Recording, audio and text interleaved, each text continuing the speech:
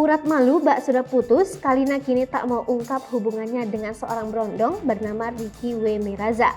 Kini sudah sah cerai, dalam keretakan rumah tangga Vicky Prasetyo dan Kalina mulai terendus. Dikira Vicky Prasetyo yang main hati, kini borok perselingkuhan Kalina terungkap ke publik.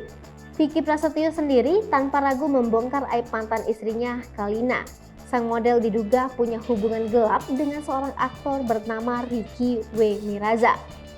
Bukan cuma itu saja, Vicky juga punya bukti Kalina memesan kamar hotel untuk menghabiskan malam bersama. Menurut Vicky, hubungan Kalina dengan sang aktor bukan lagi hanya berteman jika sudah sejauh ini. Terlebih yang memfasilitasi pertemuan tersebut adalah istrinya sendiri pada saat itu. Hal ini yang membuat Vicky akhirnya memutuskan untuk berpisah. Sempat disembunyikan, kini Kalina belak-belakan ungkap hubungannya dengan seorang berondong. Ricky W. Miraza diketahui saat ini masih berusia 23 tahun, sementara Kalina Oktarani sudah berumur 41 tahun.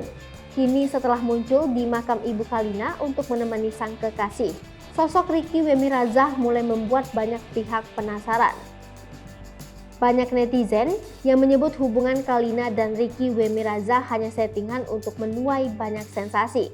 Lalu, siapa sebenarnya Ricky W. Miraza? Ricky W. Miraza dikenal masyarakat sebagai aktor film dan sinetron di layar kaca Indonesia. Tak sampai di situ, Ricky Wahyudi Miraza juga kerap membintangi serial FTV hingga banyak web series. Saat ini diketahui jika Ricky tengah bermain di sinetron SCTV berjudul Dracula Cantik. Namun nyatanya awal karir Ricky di dunia entertainment lewat dunia model.